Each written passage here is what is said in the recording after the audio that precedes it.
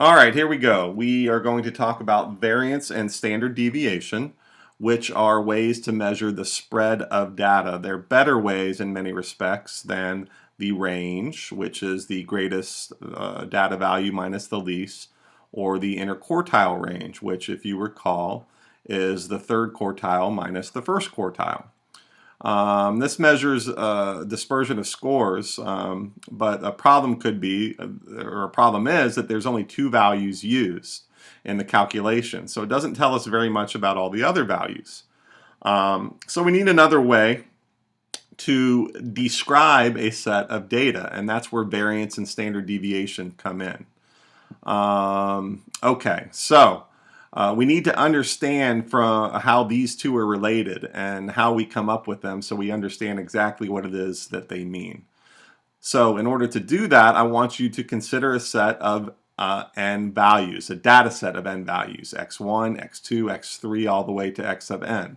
We're going to use this over here to illustrate some of the things that are said here, this set of 5 data points, and in this case the n would be equal to 5, because this, we could think of this as the 0 is x sub 1, x sub 2, x sub 3, x sub 4, and finally 12 could be x sub 5. Okay, if I took each of those data and subtracted the mean, okay, that would measure how far x sub I deviates from the mean. Okay, so if we took that, the average of all of those values, we would think that would give us a good measure of the spread. In other words, that would give us the average distance each one of these data values is from the mean of the data. Okay, so the problem with that is this value will always turn out to be 0. And I just want to show you that real quick. First of all, I will tell you that the mean of this set of data is equal to 30, that's the sum here, over 5, which is 6. Okay, so now I'm going to show you, I'm going to take each of these and subtract the mean, and let's just see what happens. Okay, so I've already done that. I took the first set, 0 minus 6, and got negative 6. Then I took 3 minus 6, got negative 3. 7 minus 6 and got 1, and on down the line. And you can see all of those totals. Okay. Now, if I find the average of those, look what happens. Okay. I add them up. Negative 6 minus 3 plus 1 plus 2 plus 6 divide by 5. Negative 6 and negative 3 is negative 9. 1 plus 2 plus 6 is 9. Obviously, that's going to be 0, and 0 divided by 5 is 0. This will always happen, okay? And that's because if you have a set of data, you know, some's going to be below and some's going to be above, and if you do this and combine them, that's always going to be 0. So something had to be done about that, and that something was to, after you take the difference of each individual piece of data, you square it, and that will make our values positive. And then we take the average of that sum. Okay, this is what n is. In this case, it's going to be 5 after we take the square.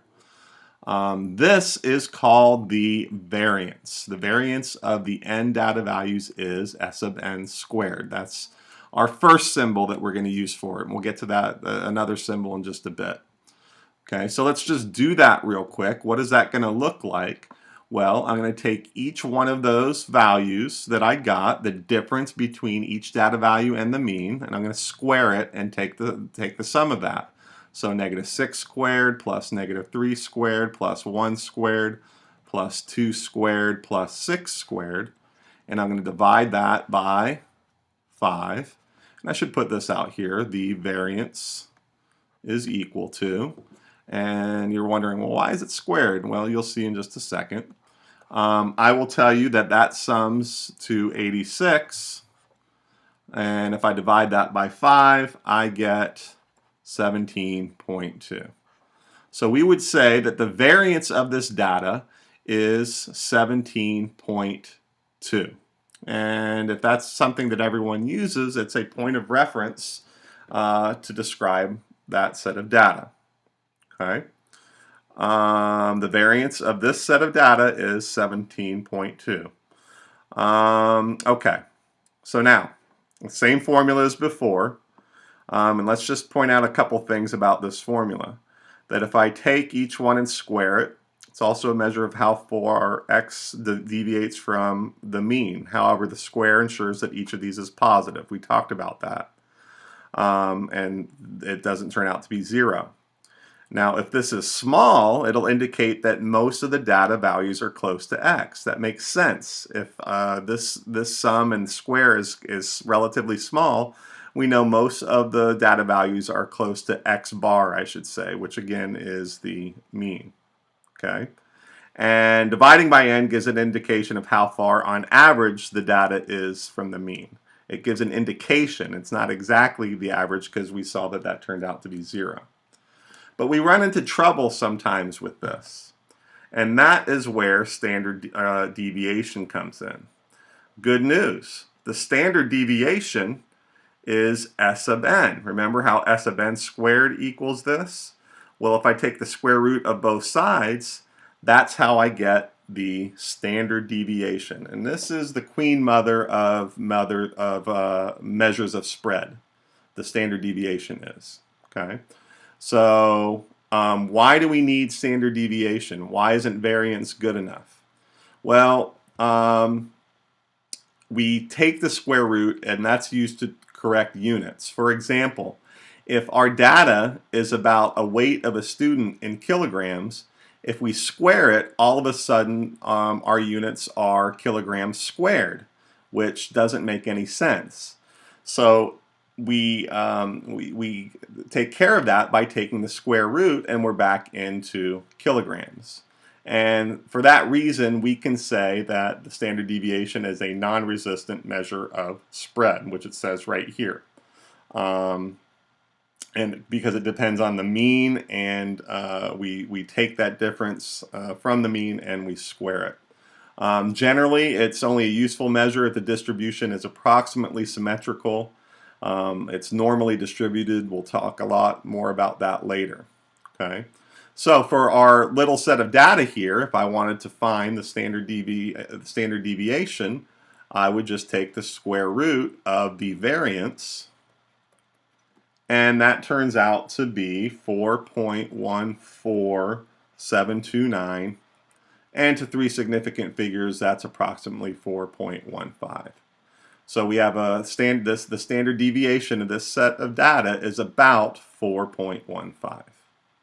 Okay, so let's take an example of calculating standard deviation. Find the means and standard deviations for the library series of example 6. And luckily I have example 6 right here. That's from previously in the book. What do the statistics tell us? Okay, well, I will tell you that the mean of this first set of data is, let's see, what was the mean on this? Oh, it's 7. Okay, so the mean for this first set of data is equal to 7, and the mean for this set of data is equal to 4. Okay, so how would we go about doing that? Okay, let me get rid of this. Well, I would take, just like I did before, I would take each set of each piece of data, 376,811, 376,811, and I would subtract the mean. Okay, remember the mean is equal to 7 here. So 3 minus 7 is negative 4. 7 minus 7 is 0. 6 minus 7 is negative 1, and so on. Take each of those values and square it. That's what this column is. Negative 4 squared is 16. 0 squared is 0, and so on down the line. And I take the sum of those and get 34. Again, I'm just following this formula. The sum from I equals 1 to n being the number of pieces of data, of the difference of each piece of data between it and the mean, and then square it. Okay. And I get that total, 34, okay, and I divide it by the number of pieces of data. and I take the square root of it. And again, this is for standard deviation. So square root of 34 over 5 is approximately 2.61 to 3 significant figures. We do the same thing for this other set of data. It has a mean of 4. Find the differences. 2 minus 4 is negative 2. Well, skip down here. 6 minus 4 is 2.